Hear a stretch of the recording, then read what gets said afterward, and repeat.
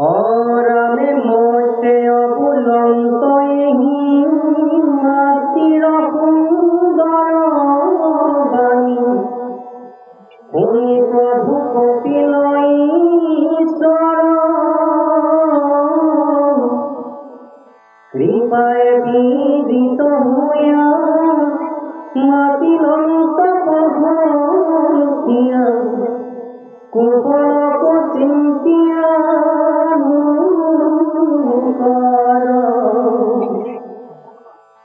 ভগবন্ত নিগদতি ধন্য ধন্য মহামতি মনোরমন্দিনী মোর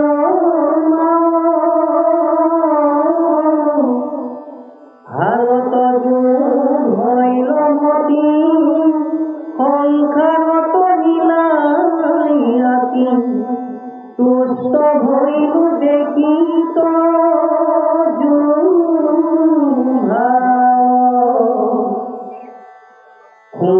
ভাবিয়ায়ে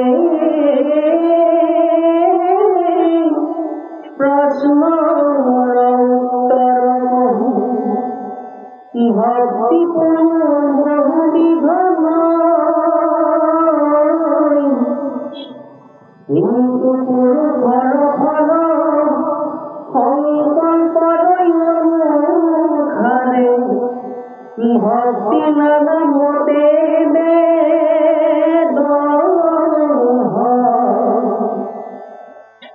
পরকমারিবে পতি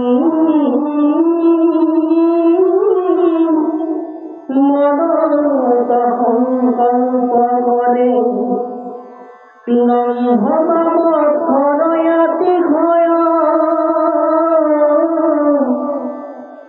নিহিমতে ভক্তিমত করিলে তমহ ভয় ক্রোধ ভেদ তিনিতে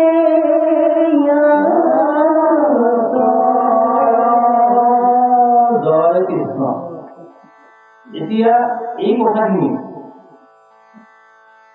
কপিল প্ৰভুক মাক দেৱভূতিয়ে এই ভক্তিযোগৰ কথাবিলাক সুধি আছে। এই কথাখিনি মৈত্ৰেয় মুনিয়ে হৰিদ্বাৰত বিদুৰক এই কথাখিনি কৈ আছে। যেতিয়া বিদুৰে মানে ৰাজ্য ত্যাগ কৰি তেওঁ ভূতি গ'ল, তীৰ্থ ঘূৰি ফুৰি গৈ যেতিয়া যমুনাৰ বালিত উদ্ধৱক লগ পালে, ৰাতিটো কৃষ্ণৰ কথা আলাপ আলোচনা কৰি ৰাতিটো খুৱাই দিলে। আৰু ৰাতিপুৱা হোৱাৰ লগে লগে উদ্ধৱে ক'লে যে প্ৰভু ভগৱন্তই এই ধৰাধাম এৰি যেতিয়া বৈকুণ্ঠত যাব ওলাই তাৰ আগমুহূৰ্ততেই তোমাক লগ নোপোৱাৰ কাৰণে তেওঁ দুখ কৰিছে আৰু তোমাক কিছু কথা ক'ব মন আছিল, যিহেতু তোমাক নাপালে, গতিকে মৈত্ৰেয় মুনিৰ আগতেই তোমাক ক'ব লগা গোটেই সমস্ত কথাখিনি কৈ থৈ গৈছে। গতিকে তুমি মৈত্ৰেয় মুনিক লগ কৰা। আৰু বিদুৰে সেইমতে উদ্ধৱক এৰি গৈ উদ্ধৱ গুচি গ'ল বদৰিকালৈ। আৰু তেওঁ গৈ মানে বিদুৰে গৈ মৈত্ৰেয়ৰ আশ্ৰম হৰিদ্বাৰ পালেগৈ। আৰু তাতেই ভগৱন্তই যিবোৰ কথা কৈছিলে, কি কৈছিলে, সমস্ত জন্ম বিধান্ত গোটেই ভাগৱতখন কৈ থৈ গৈছে। গতিকে এই ভাগৱতৰ কথাখিনি মৈত্ৰেয় ঋষিয়ে বিদুৰক তাক শুনাইছে। এতিয়া কৈছে যে মৈত্ৰেয় ভগৱতী এৰি মৈত্ৰেয় বুলন্ত এৰি মাতৃৰ সুন্দৰ বাণী শুনি প্ৰভু কপিলৰ ঈশ্বৰ কৈছে। যেতিয়া মানে এনেধৰণে মাতৃয়ে যেতিয়া পুত্ৰক ক'লে যে ভক্তিযোগৰ কথা সুধিলে, গতিকে তুমিও এই কথাখিনি শুনা। এনেধৰণৰ হ'ল কৃপায়ে পীড়িত হৈয়া মাতৃযন্ত্ৰ প্ৰশংসিয়া কুশলক চিন্তিয়া লোকৰ। এতিয়া মাকে সুধিছে কপিল প্ৰভুক, নিজৰ উপকাৰ কথাখিনি সোধা নাই, তাৰ কথা সুধিছে জগতৰ লোকসকলৰ উপকাৰ কেনেকে হ'ব। এই লোকসকলৰ উপকাৰৰ চিন্তা কৰি সুধিছে। ভগৱন্ত নিগদতি ধন্য ধন্য মহামতী মনুৰ নন্দিনী মোৰ মাও মাকক ধন্যবাদ দিছে যে তুমি তোমাৰ নিজৰ সুখৰ কামনা নকৰি সুখৰ চিন্তা কৰা নকৰি তুমি জগতৰ সুখৰ কাৰণে যে তুমি সুধিলা তুমি ধন্য মাকক কৈছে তুমি ধন্য আৰু তুমি কাৰ জীয়াৰী তুমি মনুৰ জীয়াৰী ব্ৰহ্মাৰ পুত্ৰ মনু আৰু মনুৰ জীয়াৰী তুমি স্বয়ংভূ মনু আৰু শতৰূপাৰ জীয়াৰী তুমি গতিকে তুমি তোমাৰ মনতো বেয়া ভাৱ আহিব ভাল ভাৱেই আহিব গতিকে তোমাক ধন্যবাদ দিছো ভালৰ তজু ভৈলা নদী সংসাৰত তৰিলা আতি সুস্থ হয়তো দেখি তজু ভাৱ তোমাৰ যিটো ভাৱ দেখিলো তোমাৰ নিজৰ উপকাৰৰ চিন্তা নকৰি যে জগতৰ উপকাৰৰ চিন্তা কৰিছা এই ভাৱটো দেখি মই সঁচাকৈ সন্তুষ্ট হৈছো শুনিও ভাবিলি আমি প্ৰশ্নৰ উত্তৰ কহো ভক্তিপূৰ্ণ বহু বিলম্ব কিন্তু পুৰুষৰ ফলত সংকল্পৰ অনুসাৰে ভক্তি নানা মতে ভেদ হয় কবি মাকক কৈছে যে মা ভক্তি কিন্তু বহুবিধ নহয় ভক্তি আচলতে একবিধে কিন্তু আমাৰ এই লোকসকলৰ পুৰুষৰ যি সংকল্প মনৰ যিটো ভাৱনা প্ৰত্যেকৰে ভাৱনা বেলেগ বেলেগ ভাৱ অনুসাৰে কি হয় ভক্তিও নানাবিধ হয় ভক্তিও নানা প্ৰকাৰ হয় এতিয়া কৈ আছে যে পৰক মাৰিবে প্ৰতি মনত সংকল্প কৰে ব্ৰহ্ম বা মাত্ৰৰ অতিশয় এনিমতে ভক্তিমূত কৰিলে তামস হয় বুধ বেদে তিনিতে আচয় কৈছে এইটো ভক্তি কি হৈছে কিছুৱে ভক্তি কৰে মোক কেনেকুৱা ভক্তি কৰে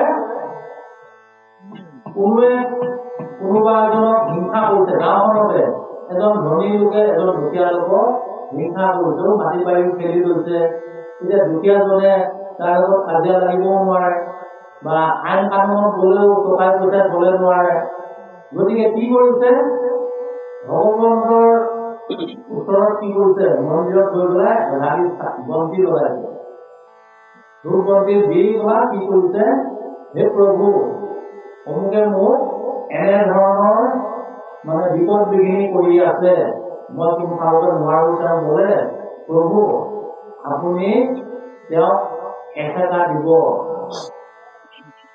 আমি এই ভাৱেদিও আকৌ ভক্তি কৰো নহয় ভগৱানক চাকি বন্তি লগাইছো তেওঁ ভক্তি কৰিব কি ভক্তি কৰিছো এইটো তামসিক ভক্তি বুলি কাৰণ এজনক মাৰিবৰ কাৰণে ঈশ্বৰৰ ওচৰত মই বন্তি অৰ্পণ কৰি জনাইছো যে প্ৰভু এওক এসেকা দিয়ক মই ঘৰে মানুহ গলে নোৱাৰো কথাই বনাই গলে শিকাই নোৱাৰো গতিকে আপুনি নকৰিলে মোৰ উপায় নাই গতিকে এইটো কৈছে তামসিক ভক্তি বিষয়ক কৰি অহা যশোবা ঠিক আছে অৰবে বিষয়ত কৰি অহা যশোবা ঐশ্বৰ্য চাৱে प्रतिमत मुहुक जय प्रकारयितु राज भगवती महत्व तजु आगे निश्चय पाप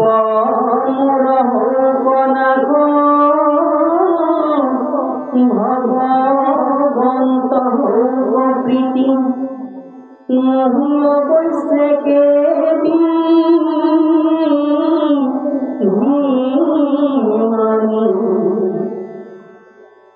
तीन प्रकार भक्ति करिले भक्ति कहुनी निष्ठे মই কহিল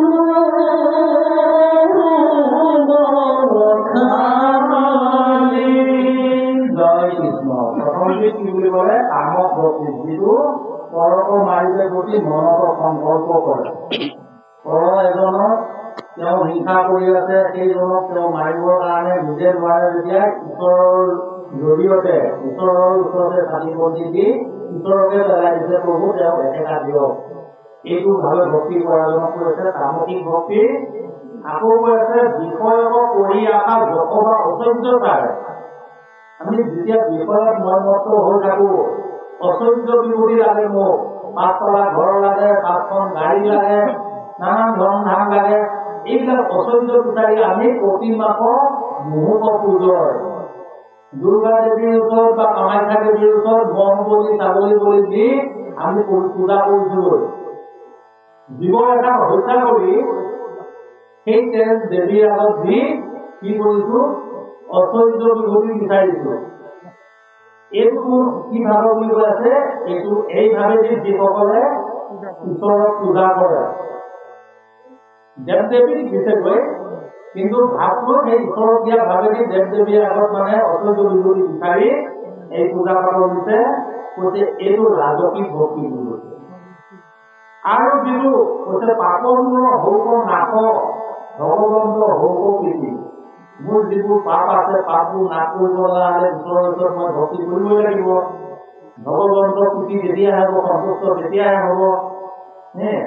নুহি অৱশ্যে বিধি মানে কোনো নিয়ম নীতি নামানাকে, ঈশ্বৰৰ ওচৰত কোনো নিয়ম নীতি কথা নাথাকে। ভগৱন্তক ভজনা কৰিবৰ কাৰণে কিছু কৈছে হৰিনাম কীৰ্তনত নাহি কালত দেশপাত্ৰ নিয়ম সংযম একো বিধি, কোনো নিয়ম নীতি কথা নাই। কৈছে মোৰ পাপবিলাক নাশ কৰা প্ৰভু, তোমাৰ চৰণত মই ভজনা কৰিছো। এইভাৱে যিসকলে ভজনা কৰে, এইটো কৈছে সাত্বিক ভক্তি। তেওঁ কাকো মাৰিবৰ কাৰণে নহয়, অচৰ্য বিভূতি বিচাৰি নহয়, নিজৰ দেহৰ পাপবোৰ নাশ কৰিবৰ কাৰণে তেওঁ নাম লৈছে, তেওঁৰ ওচৰত ভক্তি কৰিছে। এইভাৱে ভক্তি কৰাটো সাত্বিক ভক্তি বুলি কৈছে। এই 3 প্ৰকাৰ ভক্তি আমাক দেখাইছে। ইয়াৰ পিছত ক'বলৈ কৃষ্ণ অৰামে প্ৰতিমা পূজয় ভেদ ভাৱ দলিখন তিনি তো সমানয়া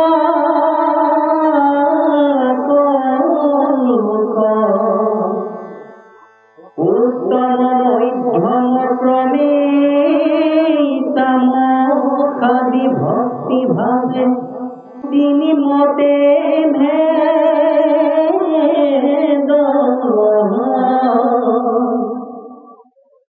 একো বিধি নব প্ৰকাৰে হৈ আছে ভেদ তাকৰ বিবাহ দিয়া সগুণ ভকতিয়েহি একাধিক বিধ আৱে কহুনিৰ গুণ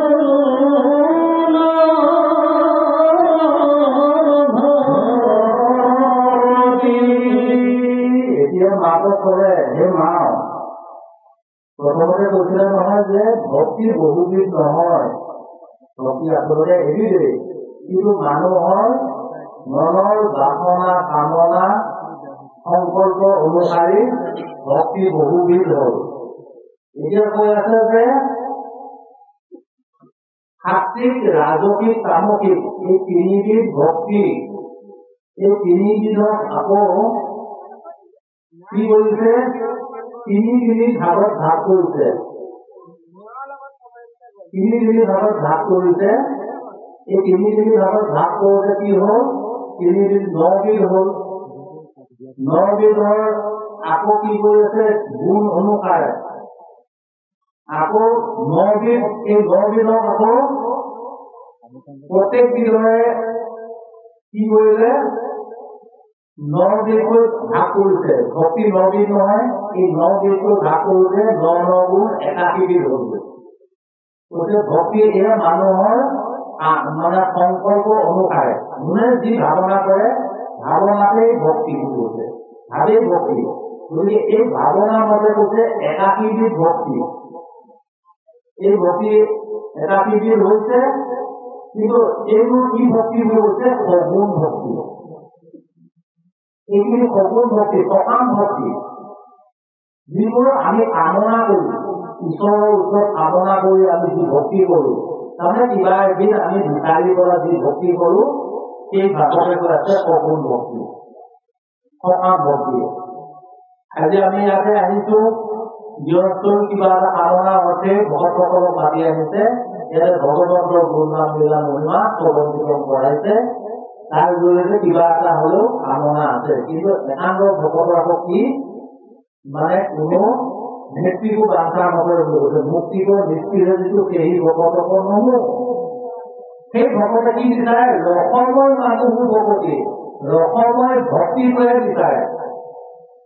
সেইসকলে ৰসময় ভক্তিটোহে কামনা কৰে, আন কামনা নকৰে। গতিকে এইসকল কি আমাৰ কামনাযুক্ত ভক্তি এটা কিবি, এইখিনি কি সগুণ ভক্তি বুলি কৈছে কৃষ্ণ।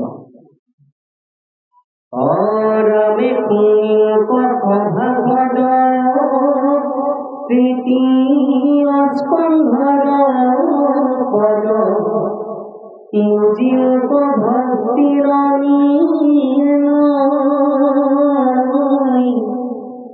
সগুণ ভক্তি যত কৰিতাংক পৰিহাৰ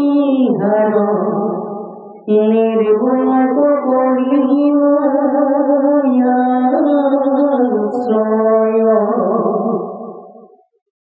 অরমে দেখা কেন কৃপা করি আপনি কহন্ত হরি ভগতি করি নানা ভাগ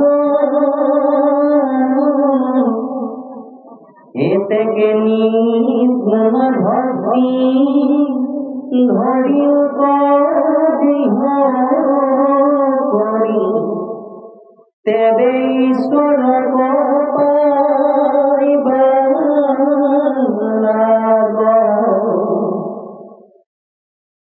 নমো নমো দিন বন্ধু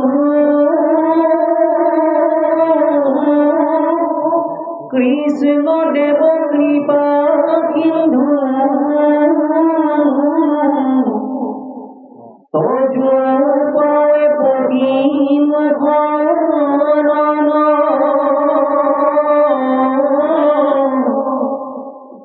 গুণময় ভক্তি স্বয়ং সগুণ গুণ কমর এই মানে করো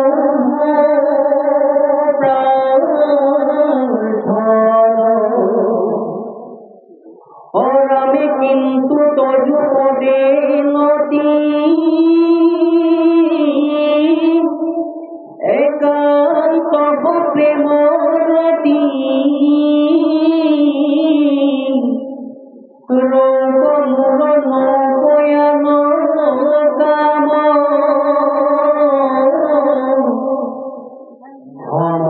যার যত জন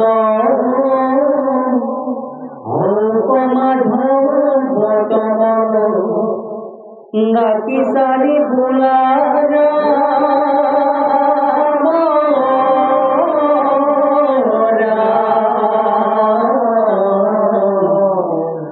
হরিরা